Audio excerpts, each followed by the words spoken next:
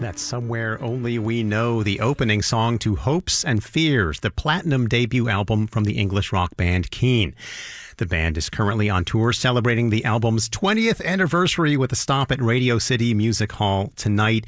And we are excited to have with us in WNYC's Studio 5 right now two of the band's founding members, lead singer Tom Chaplin. Hello. And keyboardist and songwriter Tim Rice-Oxley. Welcome to all of it. Thanks for having us. Yeah, great to be here. Where are the other two? That's what I want to know. That's a great question. Off. Well, it's great to have the two of you with us. Can we get started with some music? Absolutely, yeah. We'd like to play a song off Hopes and Fears. It's called Everybody's Changing. Everybody's Changing. Song from Hopes and Fears, some music to really change the entire feel of the day here at WNYC. Thank you so much for that. Wow.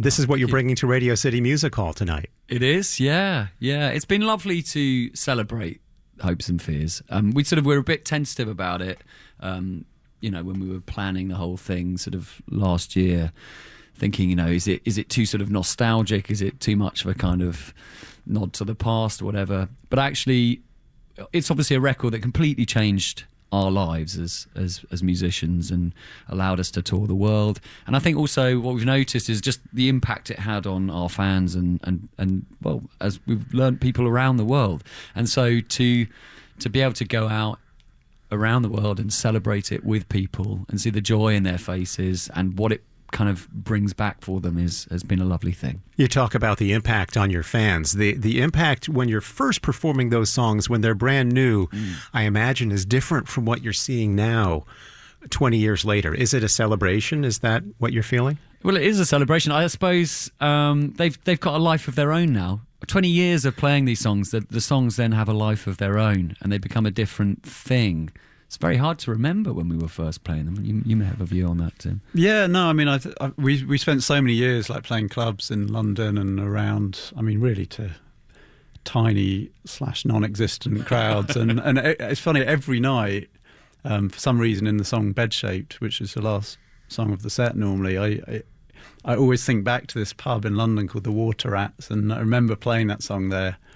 And it's so weird to then obviously be in a completely different place, all these people, this history, and it's a pretty magical thing. As Tom says, it kind of feels out of our control, which is beautiful.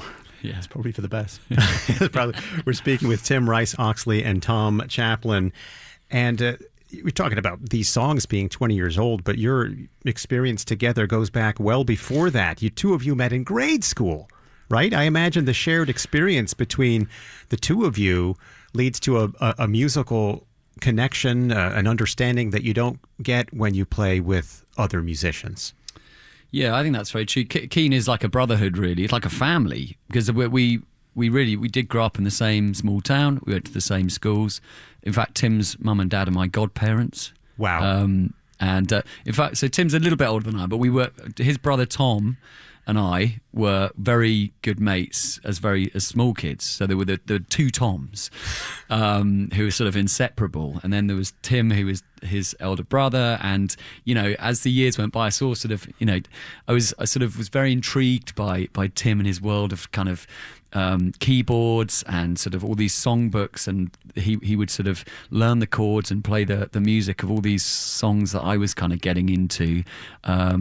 Simon and Garfunkel, people like that. And as the years went by, we sort of formed this musical bond, and it sort of grew out of that place. But yeah, I mean, it goes back almost as far as I can remember, really. And the two of you went to the same primary school, right? Yes. Vine Hall? Vine Hall, yes. Where your father was also headmaster? Correct, yeah.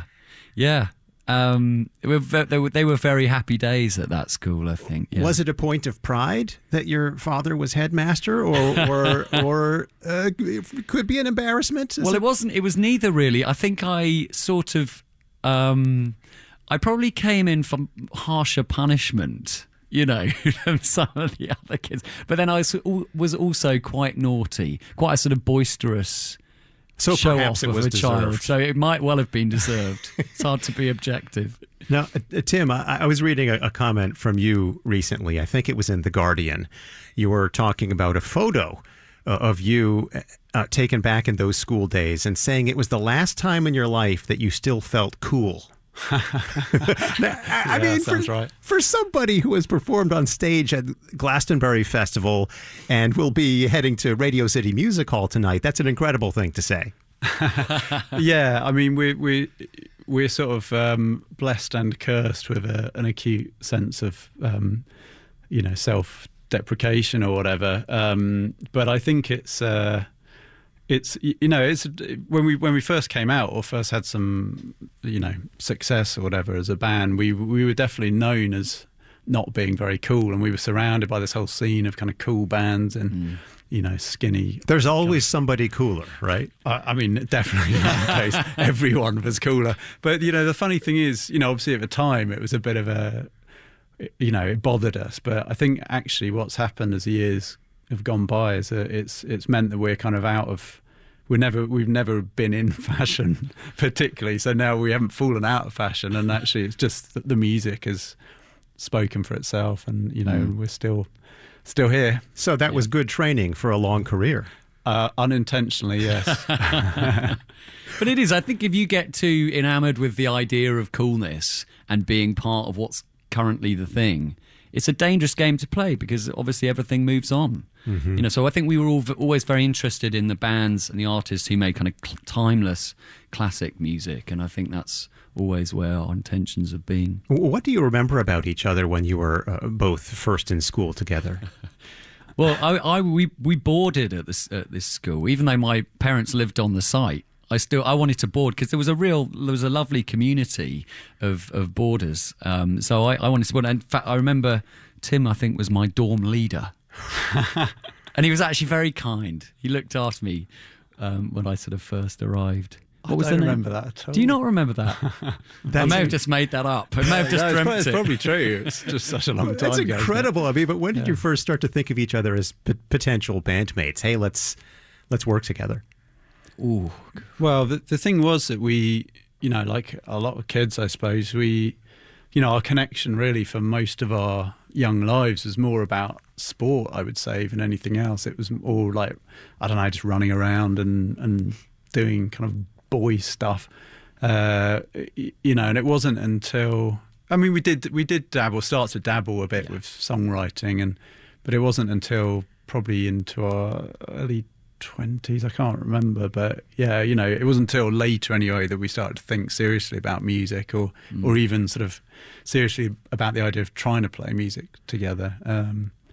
But yeah, I mean, Tom was always a really good singer, and that was sort of one of his things. I felt like you were very much in the sort of musical world as a kid, whereas we, like Richard and I, were the real sort of duffers who got put at the back of the class to play the tambourine. It's like just try not to ruin it for everyone else. I was probably naturally a bit more extroverted as well, and so I think that because when we first formed the band, there were four of us, and three of us were all contributing songs, and we didn't really know who the singer should be. But I think it sort of quite quickly it made sense that Tom's the big show off. Let's get him to be the front man.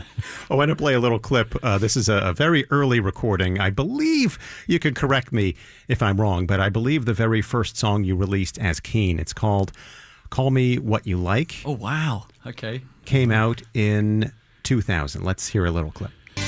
Do you remember this song? Absolutely. Absolutely. I mean, it's interesting because that's only sort of 3 or 4 years before Hopes and Fears came out. I mean, it wasn't. I don't think that was strictly a formal kind of release. It wasn't done through a label or anything.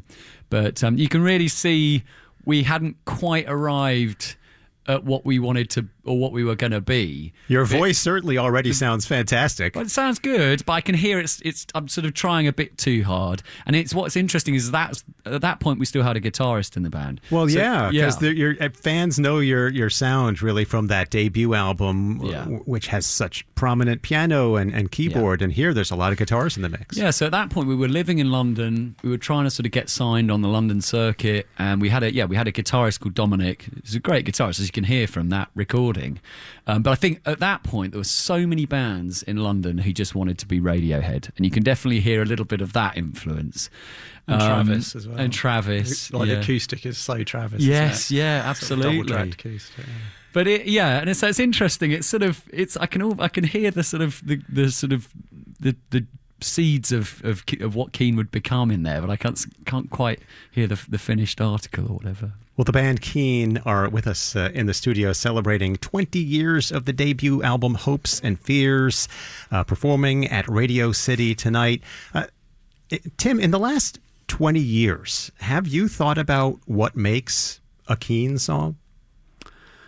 I've thought about it. The funny thing is that, especially playing live, and trying to sort of pick our set list every night or every tour or whatever, you sort of realise that actually we've accrued this sort of quite large collection of songs now, and actually there's a real variety, which even we, I think, tend to forget. There's a lot of kind of weirder stuff and more ethereal stuff, in amongst all the kind of big, I don't know, the big soaring notes, which Tom's so good at, and the sort of catchy choruses and stuff. I think that really the thing that defines us probably is a kind of emotional authenticity, which is something we've talked about quite a lot recently, because you're always trying to find your way forward creatively and find out what is it that we're trying to achieve together if we make new music. And I think it's really hard to put your finger on until you start playing. But I think the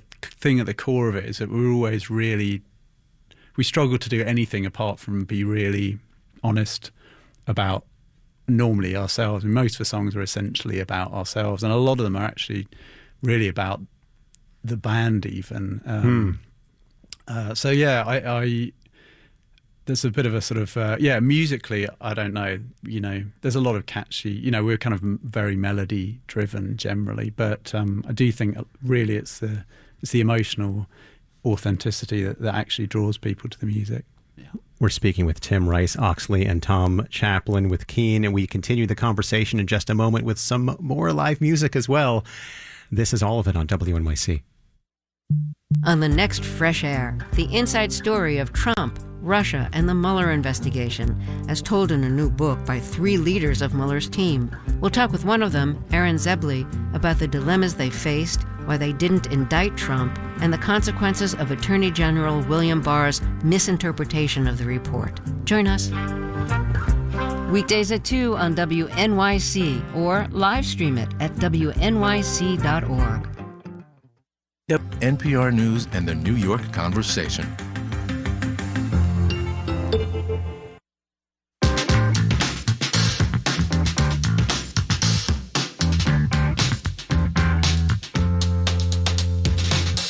This is all of it on WNYC. I'm David First, in for Allison Stewart. We are here with Tom Chaplin and Tim Rice-Oxley of the band Keane at Radio City Music Hall tonight. Can we hear some more music? Yeah, we're going to play a song called This Is the Last Time.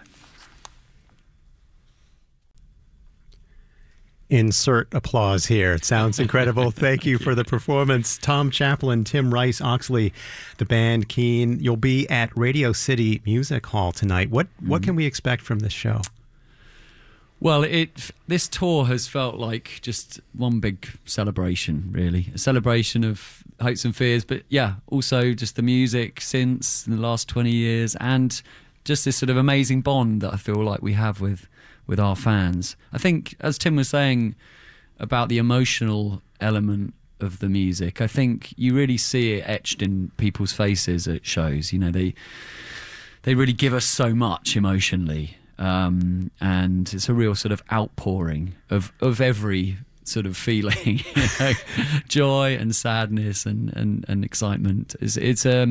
So there's that. I mean, that for me is the core of the show. And of course, we try and take people on a journey with the set list and provide lots of variety and fun lights, and me sort of prancing around the stage, twirling around as well. It's just great fun, I think. And as you're celebrating this 20 years of Hopes and Fears, there's a new version of this album out, right, Tim? A deluxe edition with a lot of extra material? Yeah, we put a lot of work into it, actually. dug very deep into the archives, probably too deep. For fans, it's never too deep. Yeah, Exactly. there are 3 people out there who are going to be very excited about the demo of me singing, whatever some Whatever was B-side. scraped off the bottom of the barrel. But it's a great start. I mean, it's amazing. But it's been amazing for us as well. As Tom says, we were a little bit sceptical about the whole concept, I think. But actually, as soon as you start digging in, I mean, I loved going back, trying to find sort of very early demos, like really the original demo of Somewhere Only We Know, for example, and you can hear us talking between takes and stuff. And I mean, the thing that made me laugh about it is that we just haven't changed. It's just like it's the same jokes. The conversations that you hear? Yeah, just Incredibly puerile. The whole thing. In between these sort of incredibly emotional takes, Tom will still... It's great to chart that evolution or non-evolution. Yeah. Yeah, but I think it's great, as you say, for fans. I mean, there's so much stuff, all the B-sides and rarities, stuff that's never been released before. We actually recorded one song specially for it. There's a load of demos, stuff that we'd completely forgotten about and definitely hasn't been heard before. So it's a pretty cool thing. Very cool. And can we get you to play one more song live Absolutely. before you rush off to the show tonight? Yeah. Well, we're going to play the song that Tim was talking about called Somewhere Only We Know.